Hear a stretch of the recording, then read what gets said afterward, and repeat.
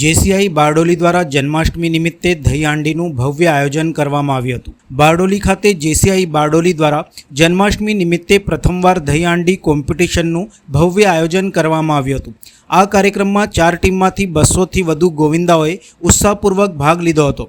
સમગ્ર તહેવાર રંગેચંગે અને ઉમંગ સાથે ઉજવાયો હતો। આ પ્રસંગે આરએસએસના વિપુલભાઈ પારેખ સહિત અનેક આગેવાનો ઉપસ્થિત રહ્યા હતા।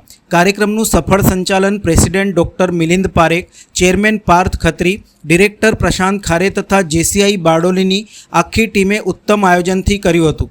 સ્પર્ધામાં પ્રથમ સ્થાન શ્રી રામ ગણેશ યુવક મંડળ ને મળ્યું હતું, જ્યારે દ્વિતીય સ્થાન માલધારી મંડળ બારડોલીને પ્રાપ્ત થયું હતું। આ તહેવારના આયોજનનો મુખ્ય ઉદ્દેશ યુવાનોમાં આપણા પારંપરિક તહેવારો પ્રત્યે લગાવ વધારવો અને ટીમ સ્પિરિટની ભાવના મજબૂત કરવી તેવો હતો।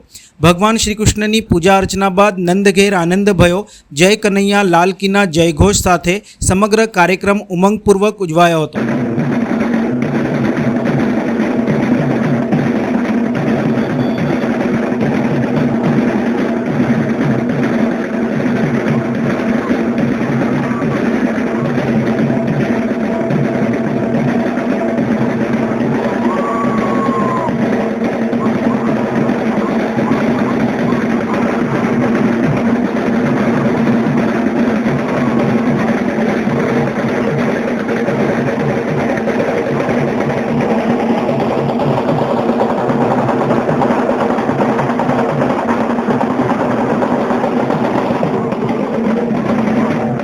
જેસીઆઈ બારડોલી દ્વારા બારડોલીમાં સૌ પ્રથમવાર દહીં હાંડી કોમ્પિટિશનનું આયોજન કરવામાં આવ્યું હતું, જેમાં 4 ટીમ કરતા વધારે ટીમે ભાગ લીધો હતો અને ખૂબ જ ઉત્સાહપૂર્વક દરેક ટીમ અંદર જોડાઈ હતી અને આખું જે આયોજન છે તેમાં આવેલા દરેક વ્યક્તિએ ખૂબ જ એન્જોય કર્યું છે।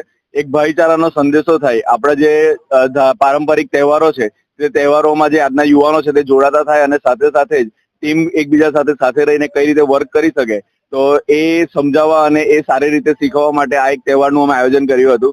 દહીં હાંડી જે ફોડવામાં ટીમ એક આખી લાગે છે અને સાથે મળીને કામ કરે છે, તો એ જ રીતે યુવાનોમાં સાથે મળીને કામ કરવાનું અને ભાઈચારાનો સંદેશો મળે એના માટે અમે આખું આયોજન કર્યું હતું, જેમાં મારી જેસીઆઈ બારડોલી અને મારી જેસીઆઈ બારડોલીના આખી ટીમે ખૂબ જ મહેનતથી આખું આયોજન સફળતાપૂર્વક પાર પાડ્યું છે। ખૂબ જ સરસ આયોજન કર્યું હતું જેસીઆઈ બારડોલી, અને એમાં ટોટલ 4 ટીમે ભાગ લીધો હતો, જેમાં વિજેતા તરીકે બીજો નંબર આવ્યો હતો માલધારી ગ્રુપનો અને પહેલો નંબર આવ્યો હતો શ્રી રામ ગણેશ